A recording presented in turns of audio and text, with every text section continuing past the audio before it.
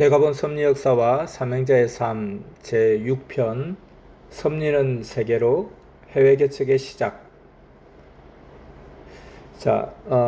해외 개척에 대해서 한번 이야기해 보겠습니다.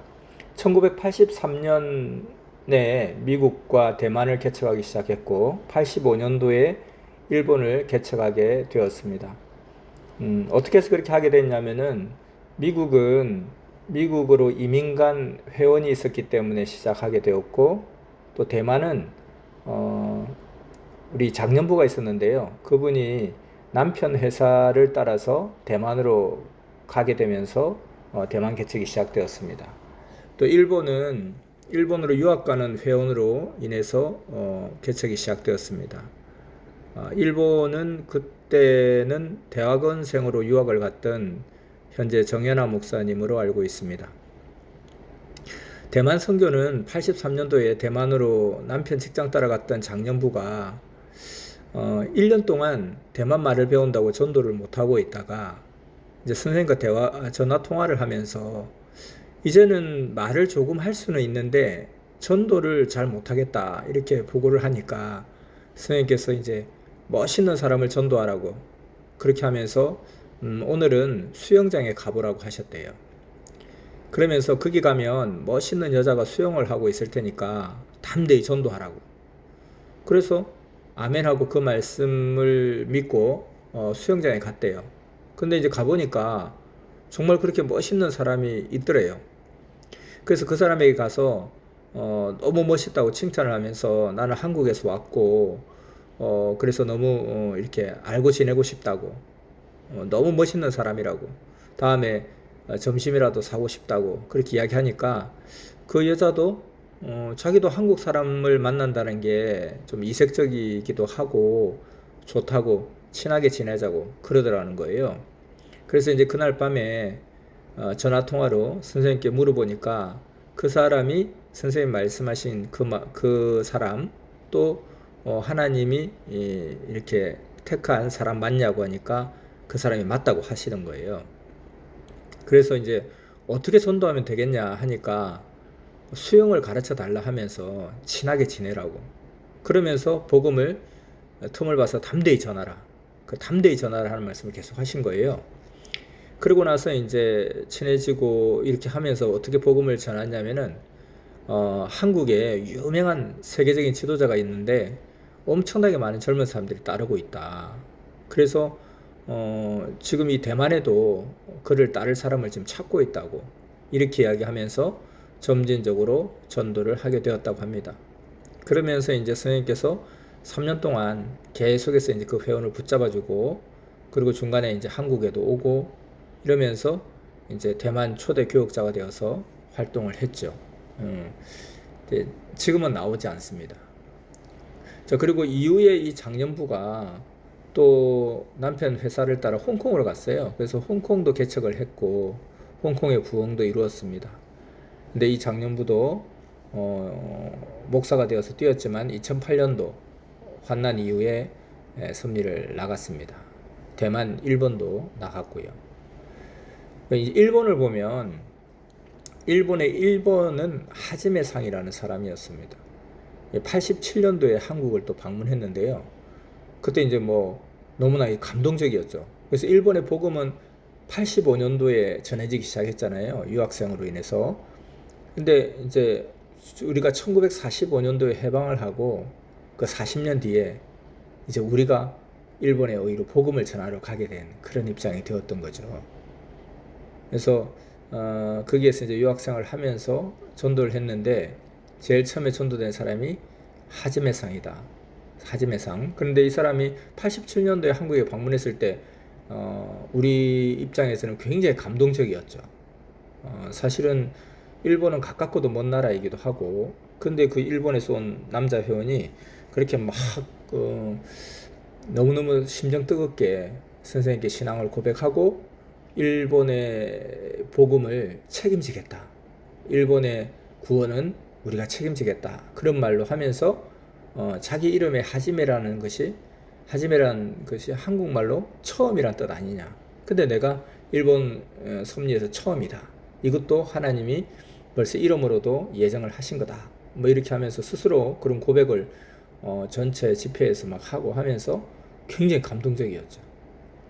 이제 그러고 나서 해마다 어떤 수련회 때나 이럴 때 보면 일본 회원들이 찾아올 때 점점점 숫자가 확 늘어가는 거예요. 그리고 너무나 막 충성적이고 그런 모습에 큰 감동과 힘을 받았죠. 근데 그 사람도 역시 99년도 환란 때에 나갔습니다. 참 이렇게 어떻게 보면은 이런 말을 하는 게 굉장히 좀 힘 빠지게 하는 것이다 이렇게 볼 수도 있고, 또 이렇게 왜 일본들이 다 이렇게 나갔을까 그럴 수도 있지만, 정말 이 하나님의 섭리 역사는 계속해서 끊임없이 영적 전쟁을 해서 이겨야 된다는 거죠. 그래서 사실은 이제 섭리사를 나가는 것은 뭐 나빠서 못되어서 뭐 죄가 있어서 뭐 그럴 수도 있겠지만, 근본으로 보면은 이 영적 싸움에서, 믿음의 싸움에서 져서 나가는 겁니다. 뭐 선한 사람이든 좀 덜 선한 사람이든 우리는 늘 흑암과 마귀와 영적 싸움을 하고 있잖아요. 그래서 뭐 착한 사람이라고 해서 총알이 피해가는 것도 아니고, 또 착한 사람이라고 해서 총알 맞아도 안 죽는 것도 아니고, 총알이 뭐 나쁜 사람만 골라가서 맞추는 것도 아니잖아요. 그래서 우리도 항상 영적 싸움을 매일매일 싸워 이겨야 이 섭리길을 갈 수 있다 생각을 해야 됩니다. 그러면은 뭐 매일매일 그 영적 싸움 한다는 게 너무 힘들고 피곤하고 지치는 일인데 그거 어떻게 하라는 겁니까? 라고 할 수도 있죠. 근데 사실은 우리 몸도 보면 매번 건강한 세포와 건강을 해치는 세포가 끊임없이 한순간도 중단 없이 싸우고 있거든요. 그런데 그 싸움에서 이기기 때문에 계속 우리 몸이 지금 살아있는 거예요. 그래서 영적 싸움이 그렇게 계속되면 섭리사 너무 힘들고 피곤하고 막 답답하다 그게 아니고, 우리의 심장도 한순간도 쉬지 않고 뛰고 있잖아요. 죽는 순간까지. 그리고 우리의 호흡도 한순간도 쉬지 않고 호흡을 하고 있습니다. 잠을 잘 때조차도. 그리고 우리의 혈액은 한순간도 쉬지 않고 혈액은 순환을 하고 돌고 있습니다. 그런데 우리가 뭐 숨 쉬는 것이, 또는 뭐 심장이 뛰는 것이, 혈액이 도는 것이 막 힘들다 생각하지 않잖아요. 그것처럼 선미사의 길을 가면서 끊임없는 영적 싸움을 하고 있다. 그거 너무 힘들게 생각할 필요가 없습니다. 근데 흑암마귀 사탄이 갑자기 그런 생각을 하게 하면서 지친다, 힘들다, 낙심하게 하고 그렇게 하는 거 속이는 거죠. 근데 전혀 그럴 필요가 없다. 그리고 천하의 누구라도 가다가 싸움에 지면, 순간이라도 지면 넘어진다. 그러니까 우리가 매일 기도하고 또 매일 말씀 듣고 늘 그러는 거죠. 뭐 지난주에 들었던 말씀 또 예배 또 왜 가나, 어제 했던 기도 오늘 또 왜 하나 하지만, 매 순간 우리는 영적 싸움을 하고 있기 때문에 그렇게 하는 것이죠. 그것이 또 사는 보람입니다. 힘들지 않습니다. 그래서 뭐 사실 총알 앞에 장사 없죠. 그래서 맞으면 죽는다. 그러니까 항상 조심하고, 그리고 경계를 철저히 하고 항상 싸워 이겨야 된다. 근데 항상 싸워 이기는 것이 어려운 것이 아니다. 숨가쁘고 힘들고 지치는 것이 아니다 생각을 하면 좋을 것 같습니다. 자, 미국은 초창기 회원이 이민을 감으로 인해서 시작되었다고 그랬죠. 그러니까 사실 가장 먼저 해외를 진출한 곳이 미국입니다. 근데 이제 미국도 그 미국을 개척한 회원과 미국 본토 일본도 99년 환란 가운데 나갔습니다. 그리고 또 이제 미국은 그 나라 크기에 비해서, 사실은 50개 주가 있으면 거의 50개 나라나 마찬가지잖아요. 그 나라의 규모와 인구에 비해서 교세가 좀 미흡한 편입니다. 그래서 우리 섭리 하나님의 역사가 약간 유럽 쪽, 미주, 서양 쪽은 좀 약하죠. 그리고 동양의 한국, 대만, 일본 이 세 나라가 핵심적으로 가고 있습니다. 그래서 한국을 중심으로 일본과 대만이 두 감람나무가 되어서 거의 교세가 비슷하게 올라가고 있고요. 그리고 그런 느낌도 비슷하게 잘 가고 있습니다. 그리고 요즘 이제 새롭게 복음의 부흥이 일어나고 있는 것이 이제 아프리카 쪽에 많은 기대를 또 해보게 되는 거죠. 자, 그래서 이제 초창기 때는 뭐 유학을 간다 했을 때는 그 즉시 곧 선교사가 되는 것입니다. 너는 선교사로 가는 거야. 하나님이 그런 계기를 통해서 너를 선교사로 파송하는 거야. 이렇게 인식이 되고 선생님도 그렇게 말씀하셨죠. 실제로 이제 선교를 하기 위해서 유학을 간 경우도 있습니다. 일본의 그 후쿠오카를 중심으로 한 큐슈 지역, 일본을 크게 이 4개 지역으로 나눈다 그러잖아요. 그 중에 제일 밑쪽에 있는 큐슈 지역, 거기 후쿠오카를 중심으로 그 지역을 개척한 그 부산 출신의 심유희 목사님 같은 경우는 대학 때 일본어를 전공했어요. 그래서 캠퍼스 열심히 뛰다가 내가 이렇게 일본어를 하게 된 거는 또 하나님 뜻이 있지 않겠나. 또 그리고 하나님 주신 이 달란트를 가지고 선교에 기여를 해야 되겠다 해서 혈혈단신으로 일본에 진출을 했습니다. 그래서 홀로 그냥 캠퍼스를 누비면서, 그때만 해도 이제 일본도 큐슈 지역에는 교회가 없었거든요. 그러니까 그리고 일본은 열도라 그래서 굉장히 길잖아요. 그렇기 때문에 이렇게 제일 가까운 오사카 지역 이런 데도 큐슈는 너무 멀기 때문에 교회가 없었죠. 그러니까 그냥 비어있는 그곳에 가서 개척을 한 겁니다. 홀로 캠퍼스를 누비면서 전도해서 일본의 후쿠오카 지역, 그 지역, 큐슈 지역 4개 교회를 개척했습니다. 자, 이렇게 또 하기도 했고요. 이후에 이제 일본 회원들이 점점점 늘어나면서 이제 일본 회원들이 대거 이제 한국으로 자꾸 방문을 하게 되죠. 그래서 그 회원들의 모습을 볼 때마다 너무 감동적인 거예요. 그래서 그때 다 우리가 대학생 선교를 했기 때문에 일본 대학생들이 그래도 해외로 이렇게 온다는 건 쉬운 일이 아니잖아요. 경비적인 부분도 많이 있을 거고요. 그래서 이제 그때 당시에 이제 우리 한국이 이제 일본 전자제품 굉장히 많이 인기 있을 때잖아요. 지금은 전자제품 하면 한국이 세계 탑이지만은 당시는 전자제품 하면 다 일본이었죠. 소니, 카시오, 그 외에 또 많죠. 근데 사실 이런 그런 어떤 당시 이제 소니 카세트, 또 니콘 카메라 이런 것들을 가지고 와서 여기서 이제 또 팔고 경비를 마련하고 그러면서 또 오가기도 하고 이런 상황들이었거든요. 그래서 야, 우리는 저럴 수 있을까? 참 되게 좀 너무 대단하다 이런 생각이 들죠. 만약에 우리가 이 섭리의 사명자가 일본에서 태어났다. 일본 사람이다. 근데 일본의 다나카상이다. 우리가 어떤 일본 다나카상을 막 존경하면서 그 나라를 가서 그 경비를 마련해서 가서 그렇게 막 신앙을 할 수 있을까 생각하면, 한번 바꿔 생각해 보면 참 너무 대단하고 감동적이더라고요. 그래서 어떤 세상의 어떤 한국과 일본의 관계는 참 이렇게 좀 약간 원수지간이지만 이 섭리 안에서 하나 되는 모습을 보면서 정말로 이게 이제 하나님의 역사구나. 하나님 안에서 이렇게 원수가 하나 될 수 있구나. 이 섭리의 비전과 이상이 아니면 어떻게 한국, 일본 청년들이 이렇게 같이 할 수 있을까? 이런 생각이 들죠. 그래서 사실 95년도 그 몽산포의 기적도 95년 8월 15일 날 한국 광복절을 기념하는 그 기념 행사 겸 청년부 수련회를 했었죠. 그때 일본 회원도 수백 명이 참여를 해서 같이 대한민국 만세를 태극기 들고 한국과 일본 청년 1,500명이 그렇게 함께 한국 광복절에 대한민국 만세를 부를 수 있다는 것, 이게 섭리가 아니면 어디서 이런 일을 볼 수 있겠습니까? 볼 수가 없는 거죠. 한 번은 이제 월명동에 이제 와서 이렇게 성지 봉사를 하잖아요. 성지 봉사를 하는 사람들이 자는 어떤 그 막사가 있었죠. 이 막사에서 이제 어떤 회원이 이제 잠을 자는데 옆에 일본 회원이 있더라는 거예요.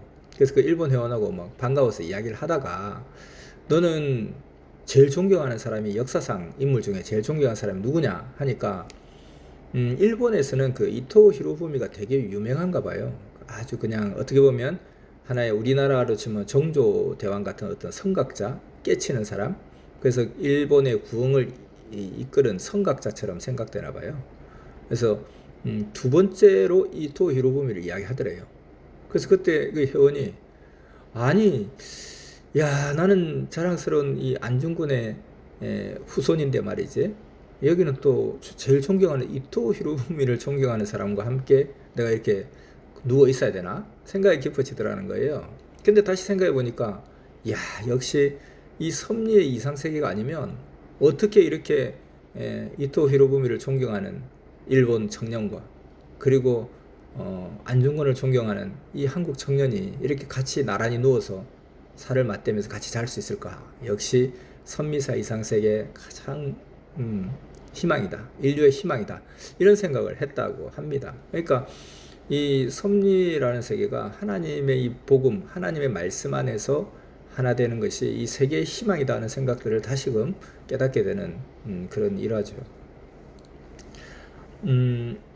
91년도에 저도 이제 그 오사카에 가봤어요. 오사카 섭리교회에 제가 부산에 있을 때 가봤는데 정말 그 심정적인 모습들 너무너무 심정적이고 너무 뜨겁고 너무 열심히 하는 모습들. 사실 뭐 한국도 뭐 아직 한창 성장기에 있었지만은 일본은 또 한국보다 후발주자니까 더 선미사 쪽으로 좀 여러 가지 규모가 작았을 거 아니에요. 근데 너무 심정적이고 너무 뜨겁고 너무 막 감동이 되는 거예요.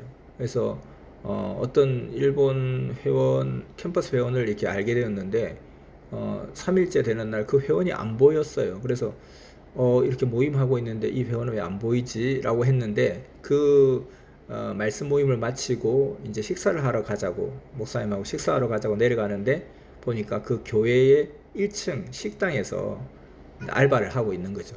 알바를 하고 있는데 그냥 쪼그리고 앉아가지고 그때 막 이렇게 감자를 깎고 있더라고요.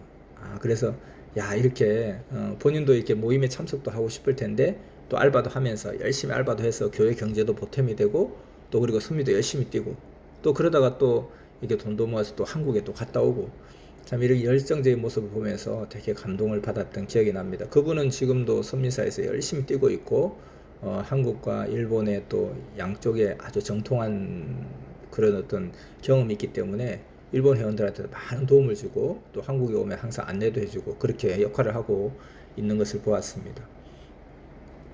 이제 선생님께서 그러면은 이 해외 순회를 어떻게 언제부터 처음 시작하게 되었을까? 이제 주로 처음에 이제 개척된 나라가 일본, 대만, 미국 이렇잖아요. 뭐 순서로 따지면 미국, 대만, 일본 이런 순인데 거의 83년도에서 85년도 이 사이에 개척이 시작되었습니다. 그런데 그 첫 이제 순회는 91년도에 일본이 첫 순회를 맞이하게 되었습니다. 해외 첫 순회가 일본이 91년도 8월 달에 일본 첫 순회를 하게 되었죠.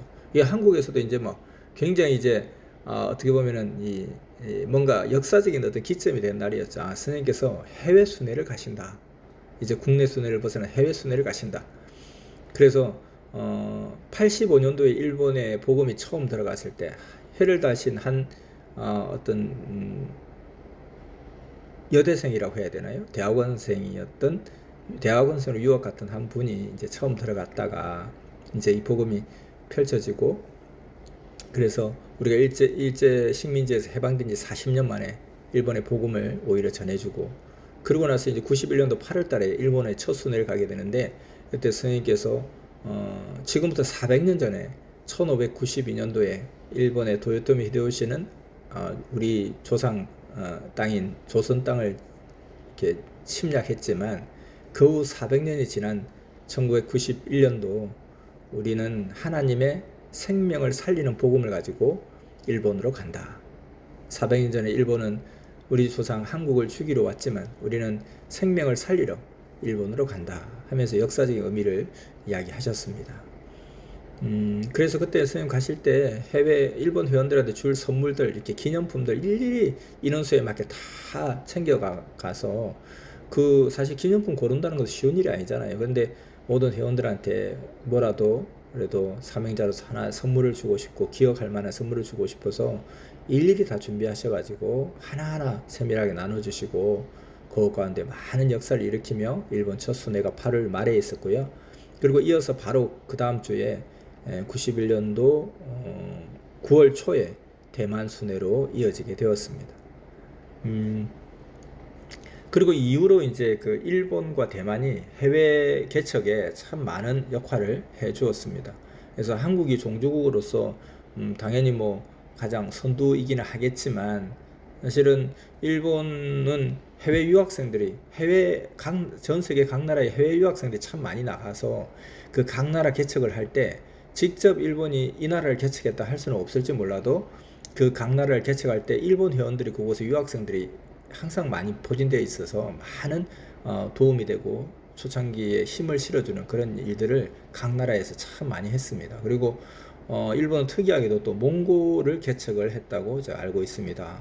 그래서 몽골을 개척한다는 건 참 힘든 일이잖아요. 그러니까 뭐 한국에서 선생님께서 말씀을 전하면 그 비디오 테이프를 틀어놓고 일단은 한국말로 선생님 말씀하시니까 그거를 한 사람이 일본어로 통역을 하고 그 일본어를 다시 또 몽고로 통역을 해서 몽고 사람들이 듣고 이런 식이었거든요. 그러니까 다른 나라 개척도 마찬가지. 제가 홍콩 개척한 것도 보니까 아까 그 대만을 개척했던 그 장년부가 그 이후로 홍콩에 가서 홍콩도 개척했다 그랬잖아요. 근데 그 홍콩에 가서도 사실 홍콩 사람들은 광동어라는 언어를 쓰기 때문에 약간 그 중국어하고 좀 약간 달라요. 그래서 잘 서로 의사소통이 잘 안 되거든요. 그런데 거기에는 모든 사람들이 다 또 홍콩은 영어를 잘하는 게 또 아니에요. 영어를 우리보다는 많이 잘하는 편이지만 다 영어를 또 하지는 못해요.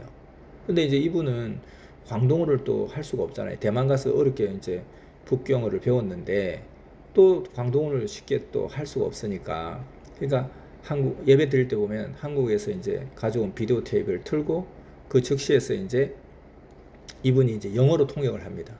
영어로 통역하면 옆에 이제 홍콩 회원이 그 영어를 잘하는 홍콩 회원이 다시 그것을 광동어로 홍콩말로 통역을 해주죠. 그럼 그러면서 듣는 거예요.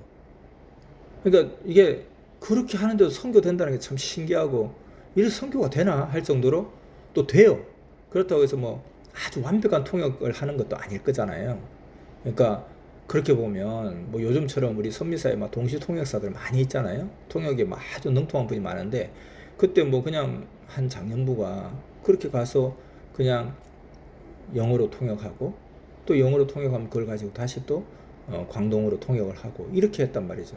일본이 몽고를 개척한 것도 마찬가지죠. 한국어를 일본어를 다시 몽고어로 그 예배 때 이중 통역을 하면서 말씀을 듣는데도 역사가 일어나더라는 거죠. 이게 대단한 거죠. 또 대만은 말레이시아를 개척하고 싱가포르를 또 개척을 했죠. 같은 중화권이니까 이런 일들 참 대단한 것 같습니다. 자, 그래서 우리가 이제 세계 각 나라도 또 뭐 우리가 서울에서 처음 시작된 복음이 전국 각 지역에 개척된 것도 보면 그냥 우리 단순히 사람의 생각으로는 그게 될까? 불가능하게 느껴집니다. 그런데 하면 되고 가면 가지더라는 거죠. 그래서 우리도 지금 상황에도 전도의 상황이 참 힘들지만 하자는 것입니다. 자, 어떤 사람이 지금 보면 세계 최고 인구 대국이 인도 아닙니까? 만약에 뭐 우리도 인도로도 복음을 전해야지. 지구촌 인구의 거의 막 4분의 1, 5분의 1 가까이가 사는데 가서 전해야지 라고 인도에 복음을 전한다 칩시다. 그러면 갔을 때 우리는 제일 먼저 그 말을 할 거야. 아, 내가 진짜 인도 말만 통하면 내가 말만 통해도 진짜 날아가듯이 전도할 텐데 아마 그 말을 할 거예요. 근데 이제 뭐 어렵게 한 몇 년을 준비해서 이제 말이 통하게 됐어요. 그럼 그때 또 전도 잘 할까요? 그때는 그러겠죠. 같이 뛸 사람 한 명만 있으면 내 진짜 날아가듯이 할 텐데 그럴 거예요. 자, 그러면 그렇게 인도라는 곳을 만약에 개척한다. 그냥 사도로서 한번 도전해 볼 만하다. 이렇게 인생을 걸고 개척한다면 말만 통하면 끝내줄 텐데 아니 같이 뛸 사람 한 명만 있으면 끝내줄 텐데 이렇게 생각하잖아요. 그러면 지금 우리가 이 대한민국 땅에서 그 어디에 있다 할지라도 다 말 통하잖아요. 그리고 같이 뛸 사람 자기 교회뿐만 아니라 부서 안에도 한 명씩 이상은 있잖아요. 그러니까 할 수 있지 않겠냐는 거예요. 그래서 우리가 이와 같이 해외 선교도 그렇게 일어났고 우리 또 국내 각 지역 선교하는 것도 해외 선교 못지않게 정말로 막막한 상황 가운데서 그래도 해보니까 되더라는 것입니다. 하나님이 도우시고 또 하나님이 사람을 통해서 역사하시기 때문에 섭리 역사를 그렇게 펼쳐나갈 수 있습니다. 그렇기 때문에 지금도 예전에 비해서 선교 환경이 더 어렵다 할지 모르겠지만 그냥 혈혈단신으로 외국 가서 복음을 전하는 것보다는 낫지 않겠습니까? 하나님은 그때나 지금이나 살아계시고 하나님의 능력은 그때나 지금이나 전능하신 능력의 하나님이십니다. 그러면 우리가 힘있게 이 복음을 힘차게 펼쳐나갈 수 있는 자신감을 가지고 담대히 행하는 우리가 되면 좋겠습니다. 자, 오늘은 이것으로 마치겠습니다. 다음 편에 2주 뒤에 뵙겠습니다.